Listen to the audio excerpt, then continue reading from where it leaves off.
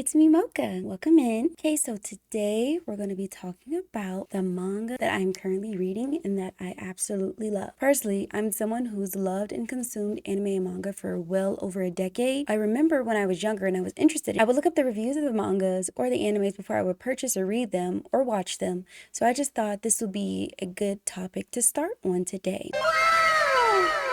Monsters We Make. So far, it only has 3 volumes, but they're very dense 3 volumes. It made this a little more thicker, so it's more to enjoy throughout the story versus it kind of feeling like, oh, it's over so soon kind of thing. But because it is thicker, there is more so of a, oh, I can't wait to get to the next page kind of feeling. So then you still unfortunately feel a little, oh man, it's already over. But I don't think it's necessarily a bad thing. I just think that's something, me personally, I really enjoy more thicker mangas and volumes because then you feel like you're getting your money's worth out of the volume. A comparison of the two would be like this. So I'll show you A Man and His Cat.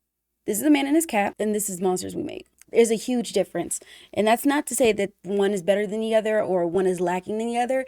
Personally, it's just an appreciation of what the creators will be willing to give you into one volume. And you know, these volumes aren't necessarily expensive because they're 13 US dollars. So that's not necessarily expensive for me, but I can see how it can start adding up in comparison to when I spent 15 US dollars on this versus 13 US dollars for this. You know what I mean? So at the end of the day, you know, it's just about what you feel like your money is worth. And I personally just feel like both artworks are worth the money. So I purchased them, but it is nice to kind of get a little more. It's kind of like when you get like a freebie when you buy something. Always back to the story. So essentially the story of Monsters We Make and a brief summary of the 3 volumes put together. So in the first volume, we mainly focus on JB or Jabari coming into the school New Eden. He transferred in because his father got a new position at the Sonata company, so he had to transfer schools again. I kind of sympathize with Jabari, especially in the first volume when he was speaking on how JB, when he was saying this is his 3rd move in a year. As someone who, a different school, I've been to 3 high schools, so it's really difficult to make new friends, especially when you feel like you've already established yourself within your old school or you just got accustomed to it. It can feel very overwhelming to transfer to an entirely new school and have an entirely new identity, essentially. But JB, he's a very loving son. He comes from a very full family with a mother, a father, as well as a sister. They're a family of 4, very devout in their religion as well.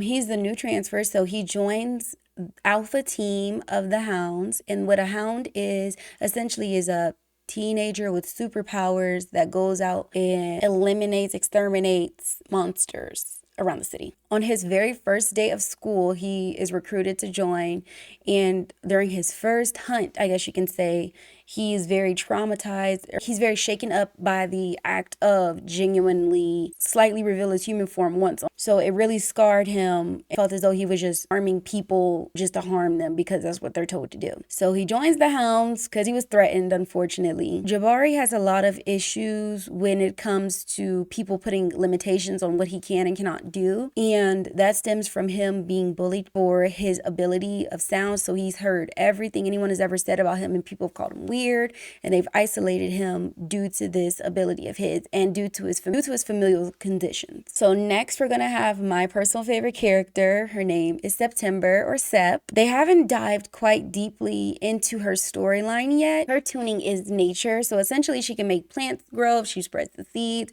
and they can grow as much as she wants and she can control them. Poison Ivy in DC universe, how she can control nature and control things like that. I think that's a pretty cool power. Sep is a very loving and very nurturing person. She's also, you know, funny, of course, but she's very concerned about others' well-being and ensuring that she's not hurting anyone unintentionally when she uses her tuning, which I think is a very interesting take on having powers. I always enjoy when a hero has a slight dilemma of their abilities or a slight dilemma of trying to balance between what's too far and what's not far enough, because I feel like that really shows, it brings the character to life more in my personal opinion. It kind of shows that they're still battling with things like a normal person and that being super isn't always what it's cut out to be or what people chop it up to be. I also believe, based off from what I read in the 3rd volume, I believe she's becoming a love interest for JB, which I personally personally love because I think they're so cute together. Their interactions and the blushing and just kind of being with each other sometimes, and she's being the shoulder he can lean on outside of another character that I'll get to next. And he's really leaning into her support, especially since the first volume. He's been leaning into her support. So I'm really happy to see that in the third volume that they're developing. Next we have Han, or I like to say Johnny Test, only because of the hair. That's only what he reminds me of, Johnny Test. And because he doesn't have a nickname yet, I kind of end up giving people nicknames when they don't have one. So his tuning is tech, so that means he can do like anything gadgetsy stuff. Like he's the guy who can hook it up for you. Like let's say, and I'm not even saying like, oh, your phone isn't working, put it in some rice. I'm saying like, oh, you hand me a screw and a couple sheets of metal, I can build you a computer that can send you to the moon in another galaxy. He's super goofy though. He's really funny. I think he's kind of the comic relief when he's paired with JB, when they're like a dynamic duo in a way. He's the closest to JB outside of Sep in the group. He accepted him the fastest, you know, outside of Sep, of course. He accepted him the fastest, and he's very open about his support for him and just trying to be the shoulder that he can lean on, because JB is, I hate to say the word, but fresh meat to the group, because it's literally only his like second or third day at school and all this is happening. But the good thing about Han to me though, even though he's super goofy, super charismatic, he knows when it's time to go to work. I mean, when it's time to flip that switch, he flips it, he focuses, he's there for his team when they need him. And he's really just an all-around reliable guy so far. So I really like him too.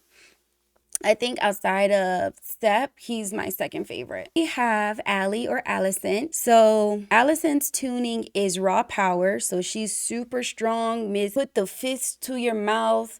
Help! Help! Police! Just straight gunning them. Boom, boom, boom, boom, boom, throwing them. I really like that about her. I love when they have a very strong, I wouldn't say self-reliant, very strong, but very self-aware one, like female character. A damsel in distress. I love a strong female character. It's one of my very favorite tropes. Asian dramas, whether it's manga or whether it's anime, I love a strong female role or strong female lead or strong female whatever. I love when they have strong female characters. Allie, she's pretty interesting though, because she's super, you know, throwing them, but she's a real hothead. I mean, her and JB go at it non-stop. Every time one says something, the other one snaps back and forth, back and forth, back and forth, back and forth. But initially when they first did it though, it was like real anger and frustration. But now it kind of seems like that's like their banter, like their like relationship is genuinely just bouncing off each other. You think you're better than me kind of way. Like they're just kind of each other's, like, to me, that's what they are. They're like frenemy rivals. But also, the funny thing about Allie to me is she's such an aura queen. I mean, you can't make it up. Like, I'll show you. First volume alone, she's aura farming off the rippers. Off the rip. Look. Aura farming off the rip. I mean, literally 2 seconds into meeting this dude, aura farming. And we'll get into who else is too in a second, because he's next. Anywho, I mean, any chance she's getting, she's striking a pose to aura farm. Like, it's beyond me. It's beyond me. I don't know why she does it, but I love it. I love it. I love it. I love seeing female characters aura farm. I love seeing when they're strong. I love seeing when they bout it. I love seeing that. Me personally, I love seeing that. That's like the best way to get me to read. Best way to get me to read, watch, or consume any type of content is to show a powerful or strong female lead for me. Allie gets down though. I mean, the volume and the second volume, she is getting down. So I'm expecting this girl to be fighting every other chapter. I'm not gonna lie. It's at a point I'm expecting her to fight every single chapter. Like anytime I see her suit up, I'm like, oh, she's about to fight somebody. She's about to punch someone's lights out. That's immediately what I say. Personally, that's what I say immediately. But I really do like Allie as well. But I think that's just because I always favor female characters anyway, just because I am myself a woman. I really love the way she's done. Like, she's very well done. Like, she's not weak. Like, she shows her muscles. You know what I mean? Like, she's a very confident girl, and I love that about her character. Lastly, we have Mr. Lone Wolf Liam. Now, originally, in the very first volume, I was very hard on Liam just because I didn't like the way his character was acting with our main character, Jabari. How he felt like he was trying to be Mr. Elusive, but then always be in his business simultaneously. Like, their first interaction alone made me feel like, oh, I won't like him. But by the third volume, I'm like, Liam's okay. He's just going through a little something, you know. Liam was a little bit of a jerk, you know. I think he threw Jabari back. He threw Jabari back, then saved him. Talk about, oh my gosh, I just saved your life. You put me in danger, girl. What do you mean you saved my life? You know? But, you know, Jabari's like, oh my gosh, why would you do that? Because mind you, it's his first day of school. Later on, we figure out that Liam has foresight, so he did all that just kind of because. Low-key scheme. That's what Liam kind of gave first volume. So then in the second volume, they're trying to, now that we have our captain, who is Liam, he's trying to get them to kind of, I wouldn't say necessarily synchronize. He's trying to get them to kind of learn teamwork and how to work effectively with Jabari now on their team, because Liam, Sep, Han, and Ali all work together flawlessly. That's why they're called the Alpha Team. They work together flawlessly. But now that Jabari's there, he's a new variable that they never had before. So they're still working together seamlessly, and Jabari's struggling to not only find the will to exterminate the monster, to find his place in the team, because he's so used to being number one and doing everything on his own. So in the second volume, that's what Jabari's mainly struggling with, is trying to find his ability to add to the team and find his role on the team. So in the second volume, they're essentially going through, so basically all they're doing is getting the ball, and whoever gets it on the other side of the line, they'll win. So essentially the game itself is simple, but what you think they're about to get into? They fighting. I mean, throwing them up, literally. Nobody just got the ball. It just was like, oh, I'm just gonna use raw power. No, they're using this opportunity to kind of showcase their abilities, and I hate to say get their frustrations out, but get their frustrations out. For an example, one of the fights, there's a character, his name is Wraith. Unfortunately, Wraith lost his entire team because of the information that Han provided his team, and Wraith is still in an extreme period of grief. Extreme, like. He needs a therapist extreme. So, you know, he's taking all that frustration out on Han. Even though Han has expressed his and his sorrows for the situation and expressed that wasn't his intent to let them be harmed, Wraith still blames him, of course. So Wraith is spazzing out on Han the whole time. So then their match is finished. Wraith wins. So then Wraith ends up having to duel Sep. She did her plan. She was able to win, but Wraith's still in a super rage mode. So then they had to have another team step in and kind of stop him from doing too much and destroying the building. Right. So then we have Sep, who stepped in, and she had to fight. But you know, when she pulled her punch, pretty much her opponent acted as though she was injured, and Sep, being as compassionate as she is, was like, oh no, that wasn't my intent. I'm sorry. Are you okay? Played upon her emotions to win. And some people, like Jabari, he felt like it was cheating or it was unfair, but the coach was like, well, I mean, she did the job. What you want me to do? Girl, Allie, Miss Thowem, that's what I'm about to call her. Miss Thowem. I don't know about Allie or Allison. She Miss Thowem from now on for me. Miss Thowem said, oh, I got something for that. And I mean, you would have thought this was a Bad Girls Club reunion, the way she was handling these people. Like, throwing them left and right. Boom, boom, boom, boom, boom, boom, boom, until she couldn't throw them no more. That's how serious she got down. She threw them until she couldn't no more. Then it finally got to a point where it was Jabari's turn, and he had to battle the captain of the team that stopped Wraith. He had to battle the captain of the other team. His name is Fane. And Fane and Jabari already have a strained relationship / they don't like each other at all, because on the first day of school, Fane bumped into Jabari and he, like shoulder checked him in the hallway. And then in the following volume, Jabari stood up to Fane for trying to bully Wraith. So yeah, they don't like each other.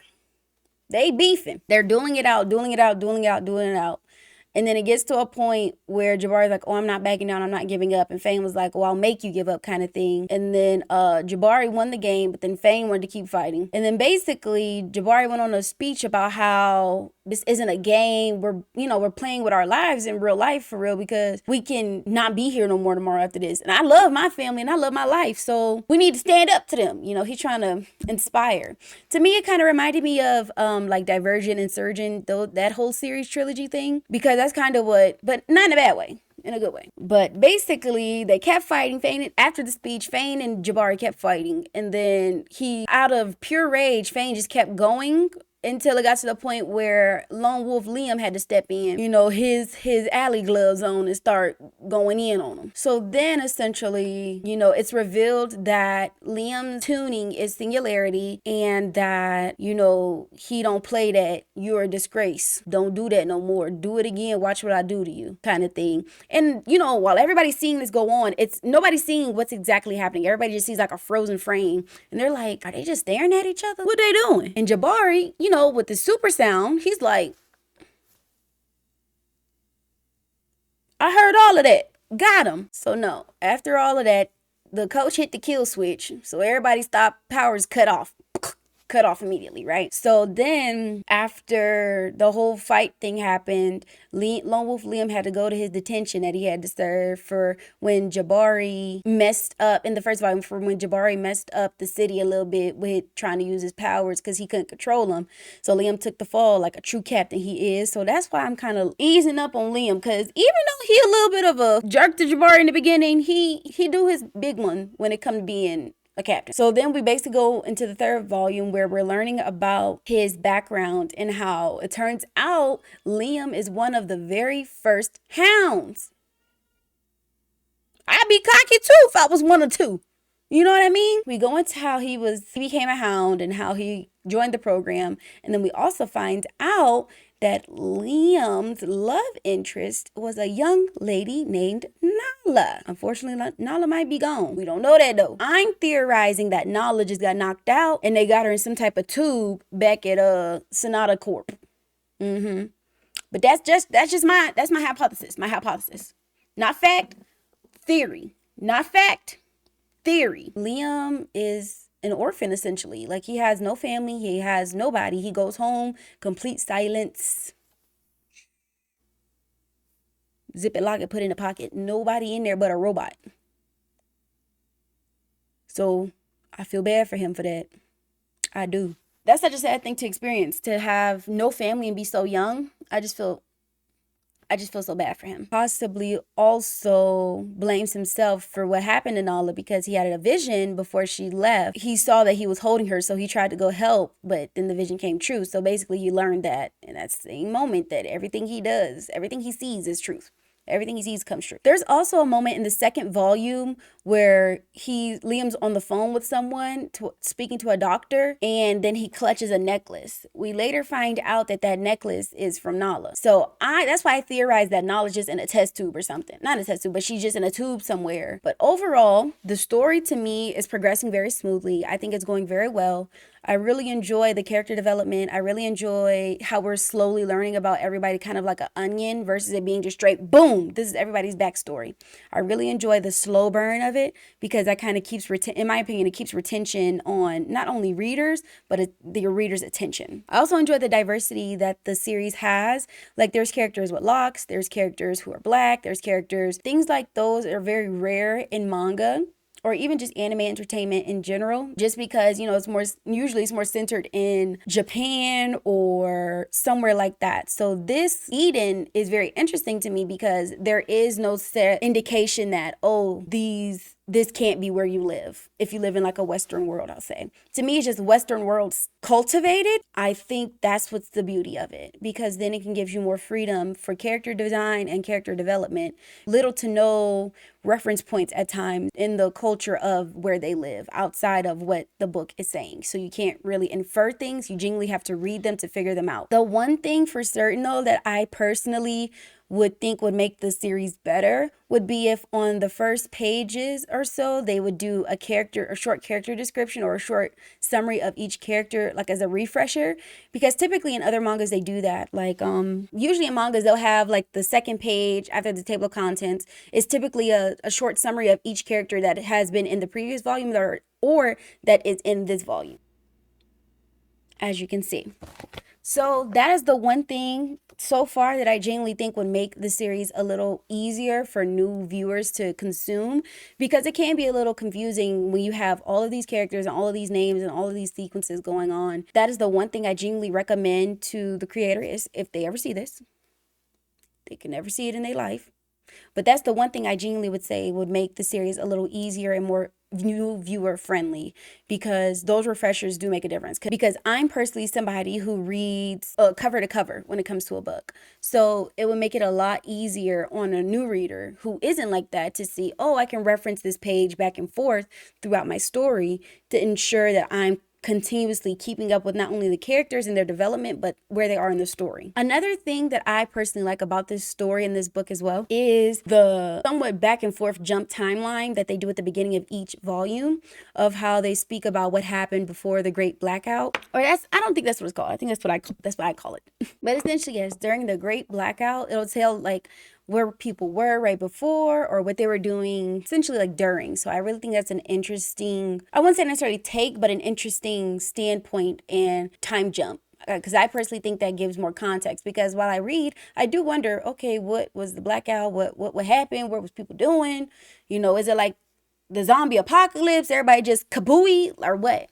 Because the Great Blackout was crazy. It was 2 weeks of total darkness, no sun. So nobody could see anything. So essentially it was like nothing. People were doing crazy stuff. Think about it. Like the purge for 14 days. That's what it was. The purge for 14 days. But yes, I'm very interested to see what they do with the rest of the story. I'm interested to see the backstory of Sep, especially because during the second volume, we got a slight sneak peek of her past. Her powers were exposed to someone, or it came out and it really freaked that person out. So that's something that's a bit of a sore spot for Sep. So I'm very interested to see what they do with her character. I'm very interested to see what makes Miss Throw'em is so angry at the world, because it's starting to feel like people's tuning stems from something that they struggle with or that was forced upon them in a certain way. So I'm interested to see what the story behind tunings are, because, you know, tunings are only for people who are born after the Great Blackout. Pretty much only the kids of today. And then the way that school do it, they slimy. School is slimy. The way they do it is they pretend like they're giving the child a scholarship to go to the school,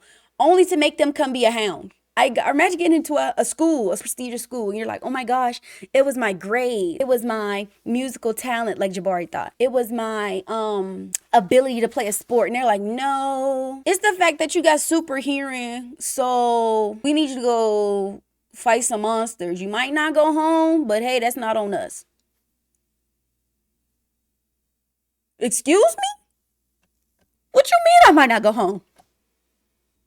You know, that would be me. Me personally, that would be me. I would be terrified. I would be terrified. I wouldn't make it as a hound. I could be like a water girl. I could be the soup cleaner.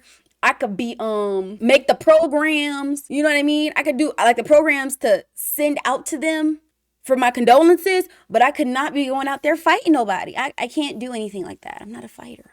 So yes, but anywho, that is my reviews of. All right, looks like we're at the end of our video. So if you enjoyed the chaos, go ahead and subscribe, because I'll always have something new twice a week for us to talk about, for us to watch, or for us to react to together or play through. I really enjoyed hanging out with you, and I hope you enjoyed hanging out with me. Until next time, bye.